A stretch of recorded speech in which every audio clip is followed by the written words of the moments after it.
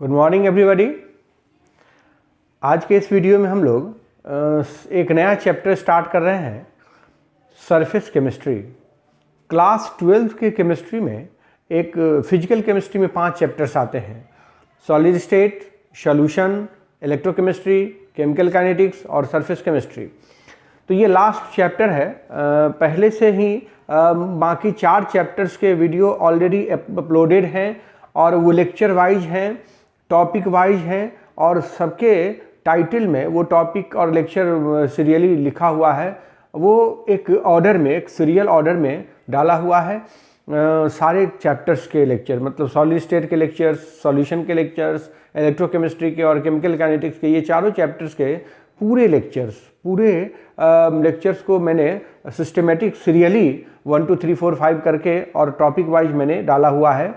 और आप चाहें तो उन सारे टॉपिक्स को, उन सारे चैप्टर्स को देख सकते हैं।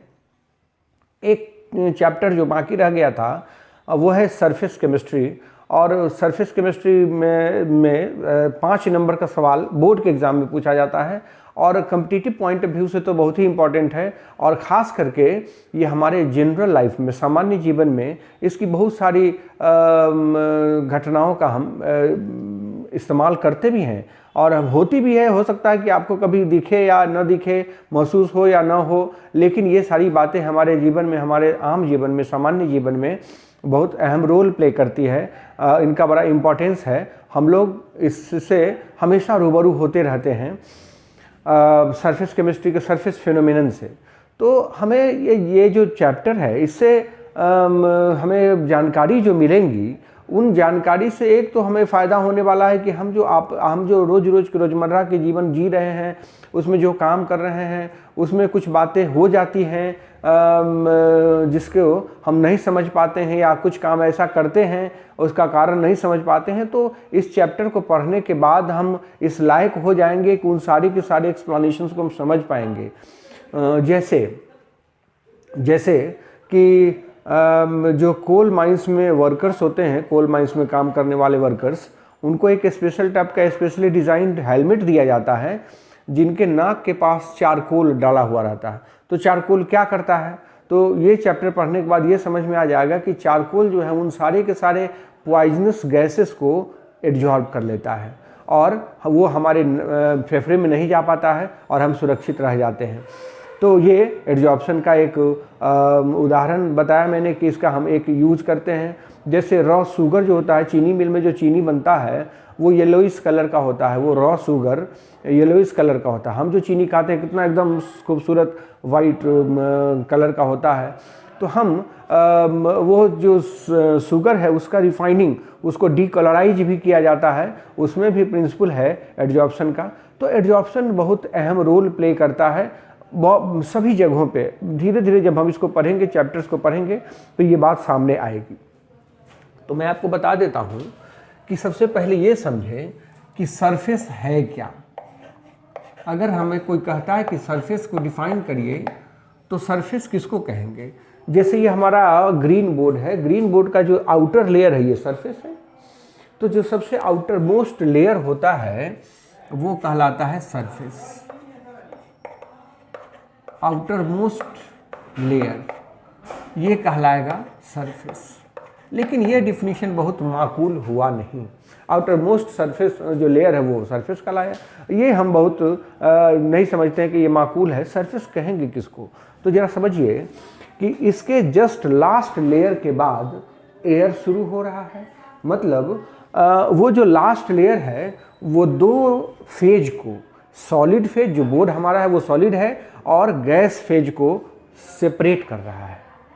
तो एक ऐसा सरफेस जो है वो एक ऐसा लेयर है, एक लेयर है दैट separates two phases। हम ये कह सकते हैं कि 2 फेज को जो सेपरेट करता हो वो कहलाता है सरफेस। जो दो फेज को सेपरेट करता हो। जैसे हमारा सॉलिड है, सॉलिड के ऊपर गैसेस होंगे डिपॉजिट, तो सॉलिड और गैस को सेपरेट करने वाला जो लेयर होगा, जो सबसे लास्ट लेयर होगा, वही लेयर कहलाएगा सरफेस। या हमने एक बड़े से कंटेनर में बहुत सारा पानी रखा हुआ, पानी के ऊपर गैस जमा है, तो वो कहलाएगा सरफेस। सरफेस का मतलब हुआ कि वह लेयर जो दो फेज को सेपरेट करता हो, अलग करता हो। तो सरफेस का मीनिंग आप समझ गए। सरफेस को रिप्रेजेंट करते हैं, surface is represented by, surface is represented by या तो हाइफन और स्लैश, इस तरह से। अगर हमें दिखाना है कि surface between solid and gas, surface between solid and gas, तो हमें सिंबल जो इस्तेमाल करने होंगे, तो लिखना होगा सॉलिड हाइफन गैस या सॉलिड स्लैश फॉरवर्ड गैस, ऐसे लिखते हैं। इसका मतलब हुआ कि इन दोनों के बीच के सरफेस को हम रिप्रेजेंट कर रहे हैं। ये बात हुई सरफेस की। तो सरफेस फिनोमिनन जो होते हैं वो बड़ा ही वाइटल फिनोमिनन है, सभी जगहों पे होने वाला फिनोमिनन है। इवन कि कुछ भी नहीं, हमारा हाथ जो खाली है, यहाँ भी बहुत सारे डस्ट चिपके हुए होंगे, गैस के मॉलिक्यूल्स चिपके हुए होंगे, मतलब हमारे हथेली के सरफेस पे भी बहुत सारे फिनोमिनन हो रहे हैं। तो आपको यूँ बता दूँ कि अगर कोई भी रिएक्शन हो रहा हो, इवन आप मोटा तौर पे समझिए नहीं, अगर लड़ाई किसी से करनी है तो लड़ाई करने के लिए जगह चाहिए ना, एक प्लेटफॉर्म चाहिए ना। किसी से वार्ता करनी है तो एक प्लेटफॉर्म चाहिए ना। तो ये जो सरफेस है, उन सारी की सारी घटनाओं को अंजाम देने के लिए एक प्लेटफॉर्म प्रोवाइड करना होगा, और वह जो प्लेटफॉर्म है वो एक सरफेस के रूप में ही प्रोवाइड किया जाता है।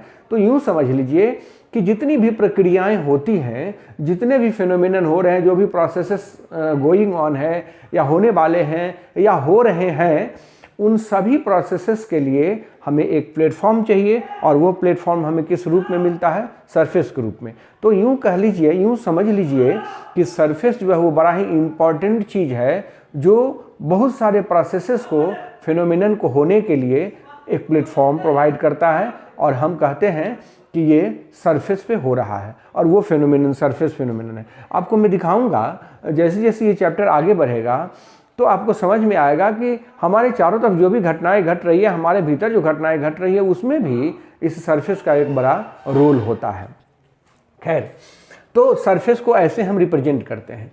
अगर हमें सरफेस का स्टडी करना है, सरफेस को अगर हम स्टडी करना चाहते हैं, तो निश्चित रूप से वो सरफेस हमें खाली होना चाहिए। Surface must be vacant.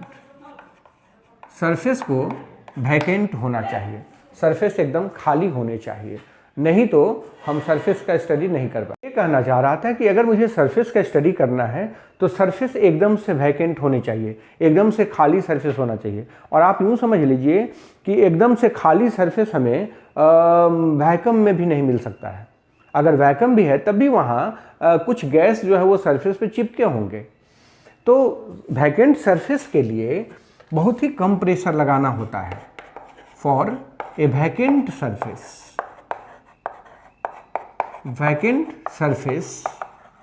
जो हम प्रेशर वैक्यूम जो क्रिएट करेंगे, vacuum of the order 10⁻⁹ torr is required. आपको बता दूं, ये जो वैक्यूम होगा वो 0 टॉर का नहीं होगा, 10⁻⁻ टॉर का वैक्यूम हमें अप्लाई करना होगा, तब जाके वो सरफेस पूरा का पूरा वैकेंट होगा और हम सरफेस फिनोमिनन को स्टडी कर पाएंगे। तो हमें वो इतना कम प्रेशर अप्लाई करना है सरफेस को वैकेंट पाने के लिए। अब हमें कुछ बात समझनी है कि सरफेस जो है वो दो सॉलिड का हो सकता है, सरफेस जो है वो एक सॉलिड का हो सकता है, सरफेस एक लिक्विड का हो सकता है, लेकिन एक गैस का सरफेस नहीं होगा। गैस का कोई सरफेस नहीं होगा। क्यों नहीं होगा? क्योंकि दो गैस हमेशा, two gases are always miscible into each other. दो गैसेस हमेशा एक दूसरे में मिसिबल होते हैं, मतलब मिक्स कर जाते हैं। तो दो गैस कभी भी सरफेस नहीं बना सकते हैं। दो सॉलिड सरफेस बना सकते हैं, दो लिक्विड सरफेस बना सकते हैं, लेकिन दो गैस कभी भी सरफेस नहीं बना सकते हैं। हम एक बात समझनी है कि अगर हम कहते हैं कि एक बीकर में या एक कंटेनर में हम कुछ लिक्विड ले रहे हैं, ठीक है, ये हमने लिक्विड लिया इसमें, तो इसके हम बात करते हैं इस मॉलिक्यूल की और बात करते हैं इस मॉलिक्यूल की। तो इस मॉलिक्यूल को हम कहते हैं कि ये सरफेस मॉलिक्यूल है, यह एक सरफेस मॉलिक्यूल है। और ये जो मॉलिक्यूल हम लिख रहे हैं यह बल्क मॉलिक्यूल है। यह बल्क मॉलिक्यूल है जिसको आप इंटीरियर मॉलिक्यूल भी कह सकते हैं। यह इंटीरियर मॉलिक्यूल हुआ या बल्क मॉलिक्यूल, जो भी इसका आप नाम देना चाहते हैं, जो आपको अच्छा लगता है आप नाम दीजिए। तो यहाँ हम ये दिखाना चाहते हैं कि जो सरफेस के मॉलिक्यूल्स हैं वो बल्क के मॉलिक्यूल से डिफरेंट होते हैं। सरफेस फिनोमिनन का कारण क्या है, मैं ये समझाना चाहता हूँ आपको कि आखिर सरफेस फिनोमिनन होता क्यों है। तो उसके लिए ये समझना है कि जो सरफेस के मॉलिक्यूल्स हैं वो बल्क के मॉलिक्यूल से डिफरेंट होते हैं। मैं यहाँ लिख देना चाहता हूँ कि surface molecules are different from the bulk molecule. Surface के मॉलिक्यूल्स बल्क के मॉलिक्यूल्स से डिफरेंट होते हैं। बल्क मॉलिक्यूल से वो डिफरेंट होते हैं। अब कैसे डिफरेंट होते हैं ये हम लोग थोड़ा सा डिस्कशन करके समझ सकते हैं कि सरफेस के मॉलिक्यूल्स बल्क के मॉलिक्यूल से कैसे डिफरेंट होते हैं। तो देखिए, हमने वही बीकर बनाया है फिर से, और इसमें कोई लिक्विड भर दिया है। यही केस सबों में होगा, सॉलिड में भी होगा। तो इस मॉलिक्यूल को देखिए, चारों तरफ से फोर्स ऑफ अट्रैक्शन, चूंकि चारों तरफ से मॉलिक्यूल से घिरा हुआ है, चारों तरफ से फोर्स ऑफ अट्रैक्शन लग रहा है। Bulk molecule is attracted by the other molecules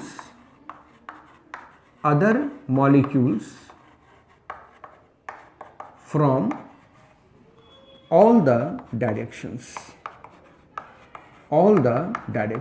सभी डायरेक्शन से उस बल्क मॉलिक्यूल को खींचा जा रहा है। इसलिए वो जो फोर्स एक्सपीरियंस करेगा, hence balanced force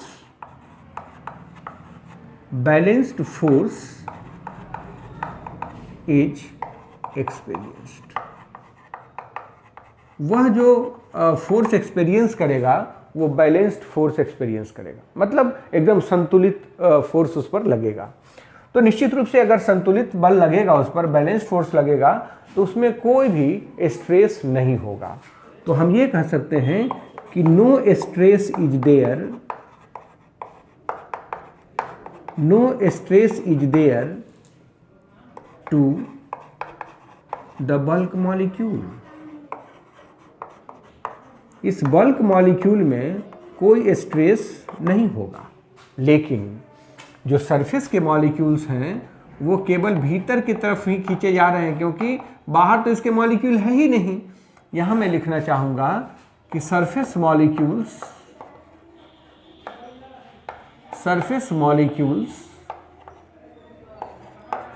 on the other hand on the other hand experience only inward force, मतलब इम्बैलेंस्ड फोर्स, इम्बैलेंस्ड फोर्स। तो अगर वो इम्बैलेंस्ड फोर्स एक्सपीरियंस कर रहा है तो निश्चित रूप से वो स्ट्रेस में रहेगा। Hence they are in stress, और उसी स्ट्रेस को हम लोग साइंटिफिक लैंग्वेज में सरफेस टेंशन कहते हैं। इसी स्ट्रेस को हम सरफेस टेंशन का नाम देते हैं। मतलब जो सरफेस के मॉलिक्यूल्स हैं वो एक तनाव में रहते, टेंशन में रहते हैं, वो एक सरफेस टेंशन फील करते हैं, स्ट्रेस फील करते हैं, और उसको हम कहते हैं कि सरफेस टेंशन वो है, वो एक स्ट्रेस फील कर रहा है। तो आप समझ गए होंगे कि ये जो बल्क के मॉलिक्यूल है वो सरफेस के मॉलिक्यूल से डिफरेंट है। तो सरफेस के मॉलिक्यूल्स की टेंडेंसी होगी, उनकी चाहत होगी कि उनके ऊपर भी एक लेयर बन जाए, अपने आप को वो ढक ले, और इसी ताकि बैलेंस फोर्स एक्सपीरियंस कर सके, स्ट्रेस उनका मिनिमाइज हो जाए। तो इसीलिए वो क्या करते हैं कि सरफेस पे बाकी मॉलिक्यूल्स को अट्रैक्ट करते हैं, और सरफेस फिनोमेना का यही सबसे बड़ा कारण है। यही कारण है कि सरफेस फिनोमेनन होते हैं। मैं इस बात को यहाँ मेंशन कर देता हूँ कि सरफेस के मॉलिक्यूल्स की यह इच्छा होगी कि वो कुछ मॉलिक्यूल्स को अपने ऊपर जमा कर ले, अपने आप को ढक ले, ताकि फोर्स जो है वो जो अनबैलेंस्ड फोर्स था, इम्बैलेंस्ड फोर्स था, वो बैलेंस्ड हो जाए। तो हम ये कह सकते हैं कि hence to minimize the surface tension, to minimize the surface tension,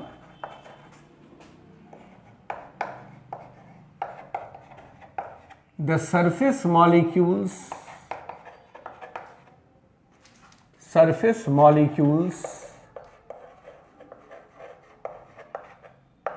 have an urge और डिजायर, मतलब उनकी इच्छा होगी टू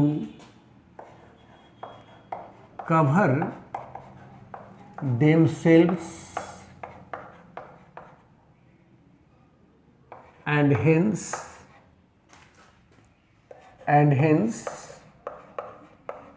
surface phenomenon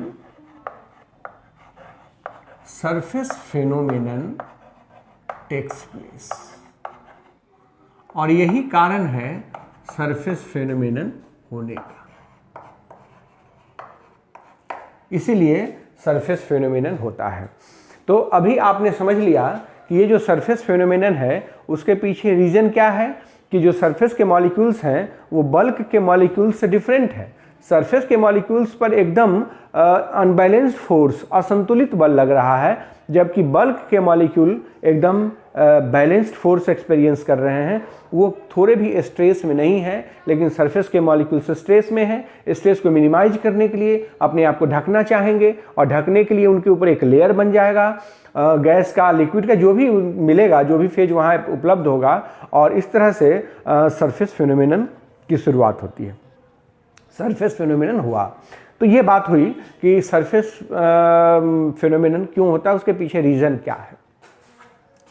अब जब हमने ये समझ लिया कि जब कवर कर लेता है तो निश्चित रूप से उसकी एनर्जी घटेगी, चूँकि स्टेबिलिटी बढ़ेगी, तो एनर्जी घटेगी, तो उसकी एनर्जी घटती है, जो एनर्जी बाहर निकलती है हीट के रूप में उसको सरफेस एनर्जी भी कहा जाता है। और जितनी एनर्जी ज़्यादा निकलेगी उतनी स्टेबिलिटी बढ़ेगी सरफेस के मॉलिक्यूल्स की। ये बात है, जब हम इसके मैकेनिज्म समझेंगे तो वहाँ ये बात आपको समझाया जाएगा। एक टर्म आता है एडजॉर्प्शन, एक टर्म आता है एडजॉर्प्शन। हम कुछ एग्जाम्पल्स आपको दिखाना चाहते हैं, हम बताना चाहते हैं, दिखा तो नहीं सकते हैं, बता सकते हैं, ताकि आप उन सारे एग्जाम्पल्स से कुछ कंक्लूजन्स निकाल पाएँ कि हो क्या रहा है। हम उन एग्जाम्पल्स के बारे में बात करते हैं। जैसे एक एक्टिवेटेड चारकोल ले लीजिए,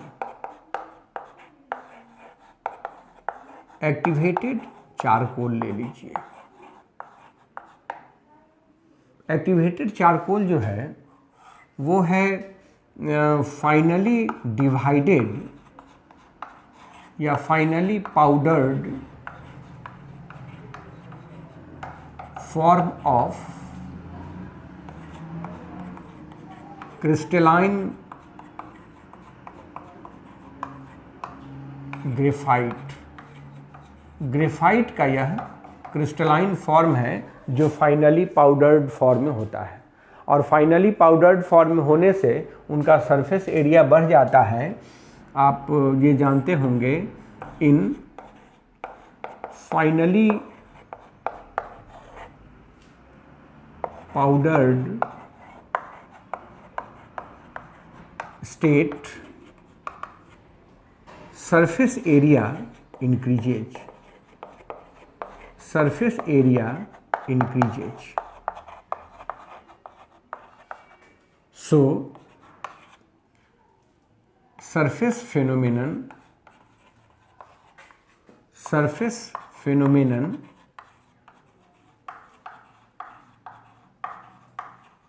becomes faster।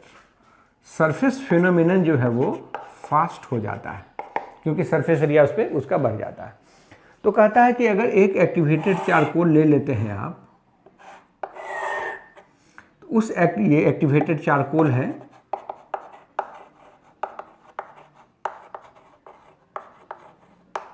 तो इसके ऊपर बहुत सारे गैस डिपॉजिट हो जाते हैं। अमोनिया गैस, फॉस्जीन गैस, ये सब गैसेस इस पर जमा हो जाते हैं, इसके सरफेस पे जमा हो जाते हैं। तो इसके सरफेस पे जमा हो जाना, बल्क में नहीं, ये सरफेस पे जमा हो जाना, ये कहलाता है एडजॉर्प्शन। ये फिनोमिनन कहलाता है एडजॉर्प्शन। आपने कभी देखा होगा कि अगर आप कोई कंप्यूटर का पार्ट्स खरीदते हैं या लेदर का शू खरीदते हैं, तो उसमें एक पुड़िया बना हुआ रहता है, छोटे छोटे दाने, छोटे छोटे गोली, होम्योपैथिक दवा का जो चीनी का गोली होता है उस तरह का रखा रहता है। They are the silica gel. Silica gel होता है, सिलिका जेल। इसकी खास बात होती है कि ये इस शेप का है और ये चारों तरफ से मॉइस्चर को एब्जॉर्ब कर लेता है, मॉइस्चर को एब्जॉर्ब कर लेता है, अपने सरफेस पे एक्यूमुलेट कर लेता है। और जब आप चाहें तो उसको पोंछ दें कपड़े से, तो ये फिर से साफ़ हो जाएगा और फिर दूसरा एब्जॉर्प्शन के लिए रेडी रहेगा ये। तो ये एब्जॉर्प्शन का एक केस है, ये एब्जॉर्प्शन का केस हुआ। तो हम एब्जॉर्प्शन को क्या कह सकते हैं, कैसे डिफाइन कर सकते हैं कि attraction of a substance at any surface, accumulation at the surface and retention at the surface is adsorption। या उसको थोड़ा सा और भी रिफाइंड लैंग्वेज में कह सकते हैं कि adsorption is the phenomenon in which a substance accumulated in the higher concentration at the surface rather than in the bulk। ये डेफिनेशन कह सकते हैं। तो सरफेस एड्जॉर्प्शन में हुआ क्या है, एड्जॉर्प्शन में हुआ क्या है, attraction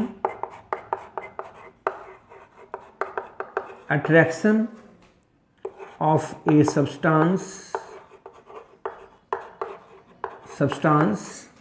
at any surface, किसी सरफेस पे अट्रैक्शन हुआ, एक्यूमुलेशन, जमा हुआ, accumulation, and retention at that surface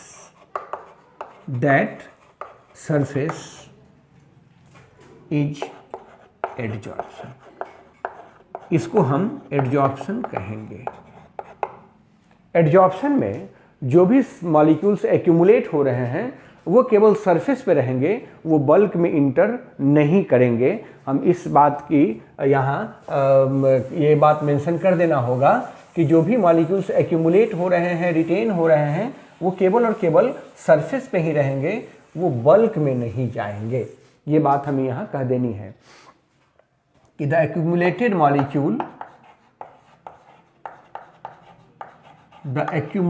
molecule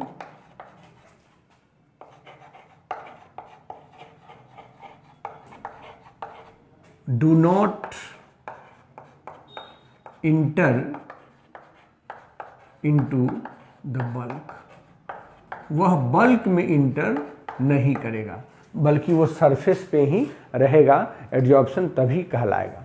तो एडजॉर्प्शन को थोड़ा सा और भी सिंपल लैंग्वेज में कह सकते हैं कि adsorption is the phenomenon, adsorption is the phenomenon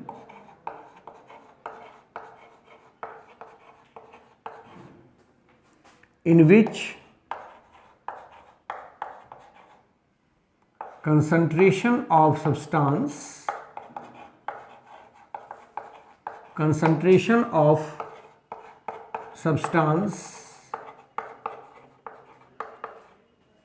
is higher at the surface rather than in the bulk, bulk के मुकाबले सरफेस पे कंसंट्रेशन ज़्यादा होगा, हम उसको कहेंगे एडजॉर्प्शन। ये एडजॉर्प्शन हुआ।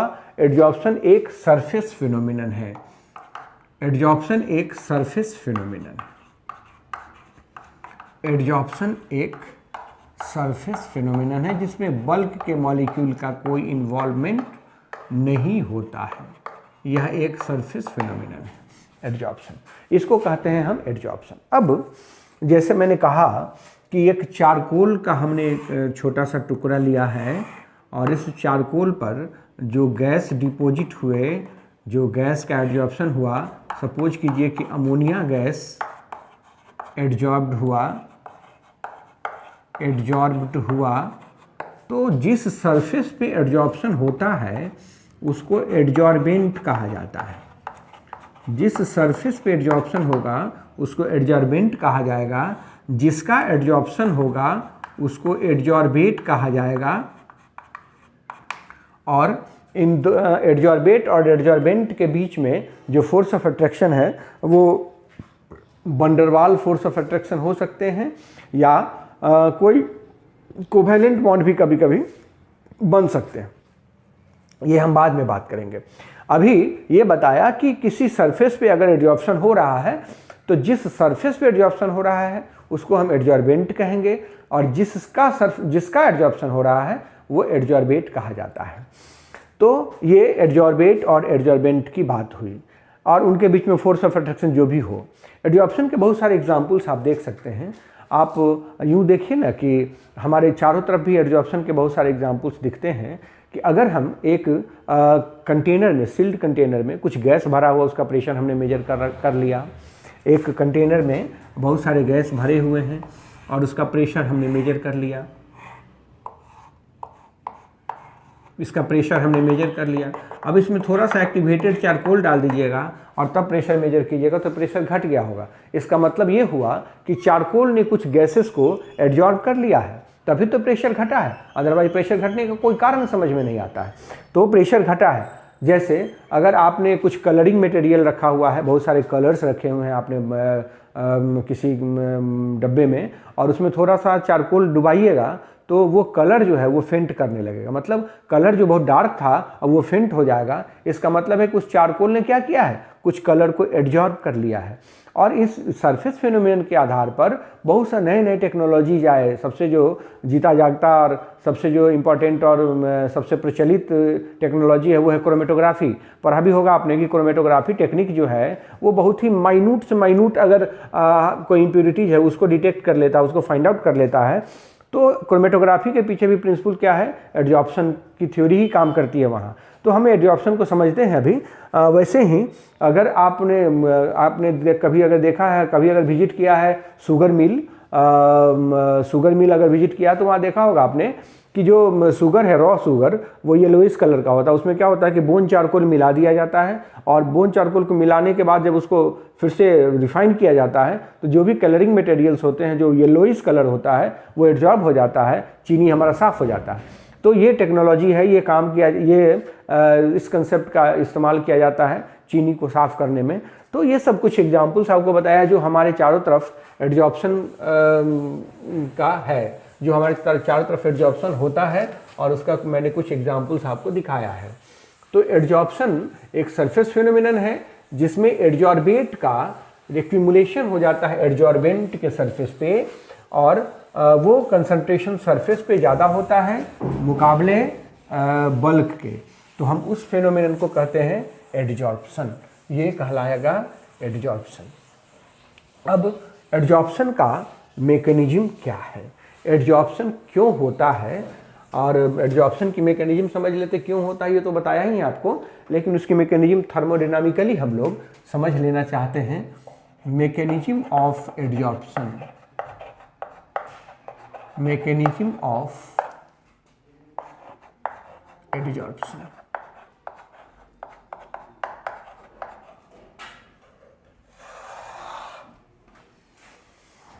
एडजॉर्प्शन क्यों होता है ये हमें समझना है। तो आपको बताया ही था कि बल्क के सरफेस के मॉलिक्यूल्स जो होते हैं, सरफेस मॉलिक्यूल्स जो होते हैं वो स्ट्रेस में रहते हैं, अंडर द स्ट्रेस। सरफेस के मॉलिक्यूल्स स्ट्रेस में रहते हैं, निश्चित आपको पढ़ाया भी, अभी मैंने बार डिस्कशन करके समझाया कि सरफेस के मॉलिक्यूल्स हमेशा स्ट्रेस में रहते हैं। तो स्ट्रेस को मिनिमाइज करने के लिए वो अपने आप को कवर कर लेते हैं। एक बात आपको बताया कि आफ्टर एडजॉर्प्शन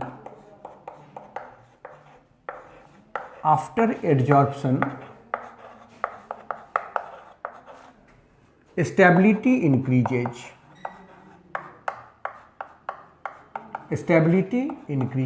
उसकी स्टेबिलिटी बढ़ती है, किसकी, सरफेस मॉलिक्यूल्स की। सो एनर्जी डिक्रीजेज, तो उसकी एनर्जी घटेगी, एनर्जी डिक्रीजेज, तो उसकी एनर्जी घटेगी। तो जो एनर्जी घट गई वो हीट के फॉर्म में बाहर आएगी। Decreased amount of energy, decreased amount of energy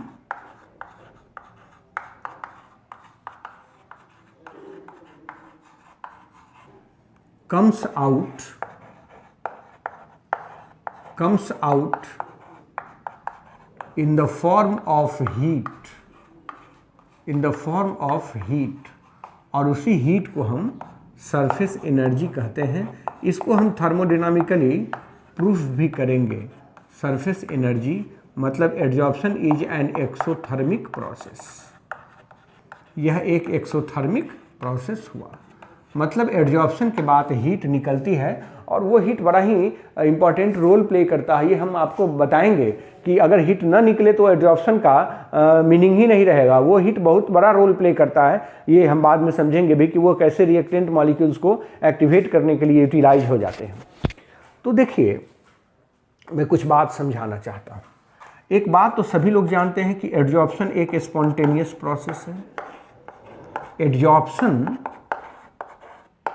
is a spontaneous process, यह एक स्पॉन्टेनियस प्रोसेस है। स्पॉन्टेनियस का मतलब हुआ जो अपने आप होता हो, जो अपने आप होता हो। और थर्मोडायनामिक्स के अनुसार, अकॉर्डिंग टू थर्मोडायनामिक्स के लिए हम ये थर्मोडायनामिक्स से हम ये जानते हैं, फॉर ए स्पॉन्टेनियस प्रोसेस, अगर कोई स्पॉन्टेनियस प्रोसेस है, अगर कोई स्पॉन्टेनियस प्रोसेस है तो उसके लिए डेल्टा जी का जो वैल्यू होता है वो निगेटिव होता है। ये हम सभी लोग जानते हैं, हमें जानना चाहिए कि कोई स्पॉन्टेनियस प्रोसेस है उसके लिए डेल्टा जी का वैल्यू हमेशा निगेटिव होता है। और डेल्टा जी का एक्सप्रेशन है, डेल्टा जी मतलब गिब्स एनर्जी, डेल्टा जी का एक्सप्रेशन है delta H minus T delta S. इसके सारे टर्म्स के बारे में जान लेते हैं। ये जो डेल्टा जी हम लिख रहे हैं बार बार, this is the Gibbs energy change, Gibbs energy change, यह गिब्स एनर्जी चेंज है। थोड़ी सी बात इस पर कर लेते हैं हम। डेल्टा एच जो है वो चेंज इन इंथैल्पी, इंथैल्पी से सभी लोग रूबरू होंगे, सभी लोग जानते होंगे। टी टेम्परेचर है और डेल्टा एस जो है वो चेंज इन इंट्रोपी है, चेंज इन इंट्रोपी। मैं आपको इन सारे के बारे में थोड़ी सी बात बता देता हूँ। जैसे अगर हम किसी सिस्टम पे कुछ एनर्जी लगाते हैं तो उस एनर्जी का 100% पोर्शन वर्क में कन्वर्ट नहीं होता है, तो वह पोर्शन जो वर्क में कन्वर्ट हो जाता है, जिसके बदौलत यूजफुल वर्क होता है, उस पोर्शन को हम गिब्स एनर्जी कहते हैं। यूँ समझ लीजिए, अवेलेबल एनर्जी को हम गिब्स एनर्जी कहते हैं। और जो अनअवेलेबल एनर्जी है, that energy is utilize to increase the entropy of the world. Suppose कीजिए कि अगर कहीं हम दो गैसेस को मिला दे तो एंट्रोपी बढ़ जाती है, मतलब वहाँ रैंडमनेस बढ़ जाता है। Entropy is actually the measure of randomness in the system. तो रैंडमनेस जो हुआ एंट्रोपी हुआ, टी टेम्परेचर है। तो कहता है कि अगर कहीं एडजॉर्प्शन हुआ किसी भी मॉलिक्यूल का, चाहे वो सॉलिड एडजॉर्प्शन लिक्विड का हो चाहे गैस का हो, तो आफ्टर एडजॉर्प्शन अगर एडजॉर्प्शन होता है, इंट्रोपी घटेगी। इंट्रोपी यूं कह देता हूं कि randomness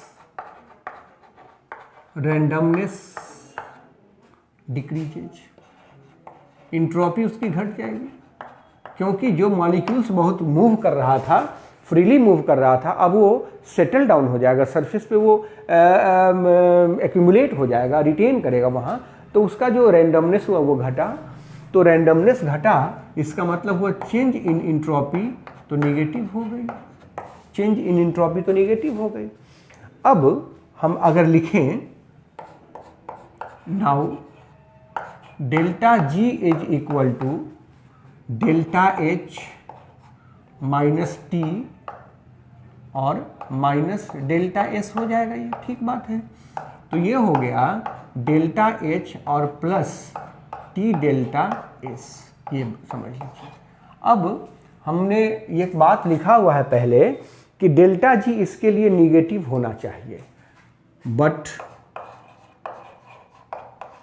for adsorption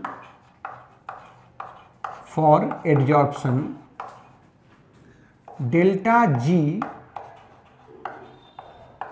must be negative. Adsorption के लिए डेल्टा जी निगेटिव होना चाहिए। अब आप समझ गए होंगे कि डेल्टा जी निगेटिव तभी होगा जब ये डेल्टा एच निगेटिव होगा। It is possible only if delta H is large negative, इसका मतलब हुआ it means adsorption is an exothermic process। Adsorption एक एक्सोथर्मिक प्रोसेस होता है, एडजॉर्प्शन एक एक्सोथर्मिक प्रोसेस होता है, ये साबित हो गया। और एडजॉर्प्शन एक स्पॉन्टेनियस प्रोसेस है, उसके लिए डेल्टा जी का वैल्यू निगेटिव होगा। तो एडजॉर्प्शन की मैकेनिज्म मैंने आपको समझा दिया है। थर्मोडायनामिक्स के हिसाब से एडजॉर्प्शन की मैकेनिज्म क्या होगी ये हम लोगों ने समझ लिया। एक छोटा सा टर्म है डिसॉर्प्शन, एक छोटा सा टर्म है डिसॉर्प्शन, इसको हम लोग इस लेक्चर में इंक्लूड कर लेते हैं। डिसॉर्प्शन जो है वो रिवर्स है एडजॉर्प्शन का, रिवर्स ऑफ एडजॉर्प्शन। ये एडजॉर्प्शन का रिवर्स है। मतलब जो एडजॉर्ब मॉलिक्यूल जो एडजॉर्बेट मॉलिक्यूल है वो सरफेस से एस्केप आउट कर जाए। तो रिवर्स का मतलब हुआ है एस्केपिंग आउट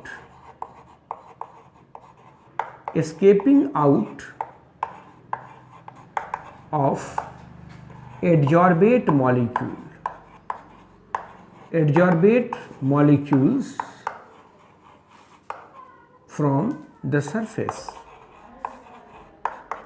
सरफेस से एडजॉर्बेट मॉलिक्यूल्स का एस्केपिंग आउट क्या कहलाएगा? डिसॉर्प्शन भी एक स्पॉन्टेनियस प्रोसेस है, अपने आप होते रहता है।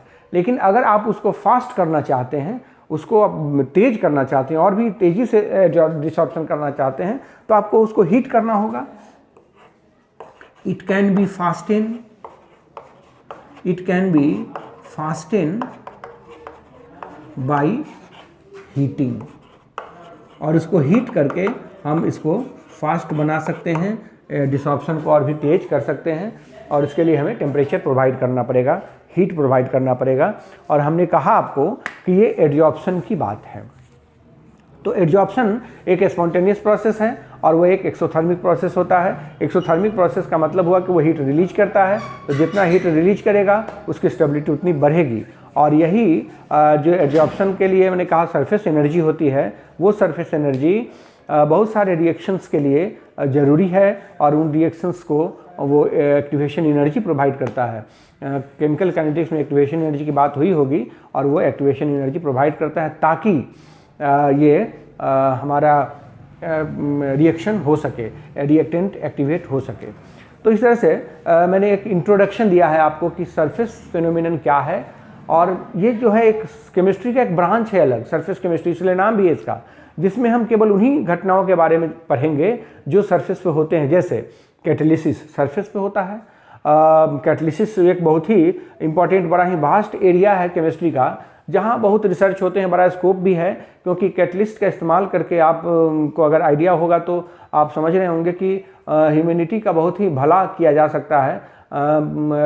जो कुछ ऐसे प्रोसेस हैं जिसमें बहुत खर्च लगता है, प्रोडक्शन कम होता है, लेकिन कैटलिस्ट का इस्तेमाल करके हम उस प्रोडक्शन के रेट को बहुत बढ़ा सकते हैं और कॉस्ट को जो है, लागत खर्च को हम कम कर सकते हैं। तो ये मानवता को बहुत ही लाभ पहुंचाने वाला भी है कैटलिसिस। और दिन रात इस पर रिसर्च होता है, नए नए कैटलिस्ट बनाए जाते हैं। जिगलर नाटक कैटलिस्ट बना, विल्किंसन कैटलिस्ट बना, इन सारे कैटलिस्ट का अपना एक अलग इंपॉर्टेंस है। और जैसे विल्किंसन कैटलिस्ट बना और विल्किंसन कैटलिस्ट ने हाइड्रोजनेशन प्रोसेस को इतना आसान कर दिया कि आज डालडा कितना सस्ता मिलने लगा। एक ज़माना था जब डालडा बड़ा महंगा, घी के श्रेणी में उसको रखा जाता था, और आज विल्किंसन कैटलिस्ट बनने के बाद हाइड्रोजनेशन प्रोसेस इतना आसान हो गया और इतना कम लागत में वो डालडा बन जाता है। तो कैटलिसिस जो है वो बड़ा ही इंपॉर्टेंट रोल प्ले करता है। फिर उसी में एक आएगा कोलोवाइड। हमारे शरीर में जितने भी लिक्विड्स हैं वो सारे के सारे कोलोवाइड्स हैं, और उस कोलोवाइड में भी एक कोलोवाइड का सरफेस एरिया बहुत ज़्यादा होता है और वो एक सरफेस फिनोमिनन परफॉर्म करता है। तो हम उस पर भी चर्चा करेंगे। मतलब कुल मिलाकर इस चैप्टर में हम सरफेस से रिलेटेड सारी की सारी बात करने वाले हैं। सरफेस कितना ज़्यादा इम्पॉर्टेंट है हमारे लिए और कितना बड़ा रोल प्ले करता है, इन सारी बातों को समझेंगे। एक रिक्वेस्ट है फिर कि आप ने अगर अभी तक चैनल सब्सक्राइब नहीं किया तो सब्सक्राइब करें और लाइक देना ना भूलें। धन्यवाद।